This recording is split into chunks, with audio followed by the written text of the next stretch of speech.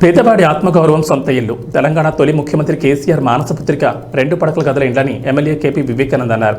ఈరోజు MLA KP వివేకానందని తన నివాస కార్యాలయంలో బాచుపల్లిలోని డబుల్ బెడ్రూమ్ ఇళ్లలో ఉన్న మంచినీరు, విద్యుత్, డ్రైనేజ్, దొంగల సమస్యల పరిష్కారం కోసం లబ్ధిదారులు కలిశారు.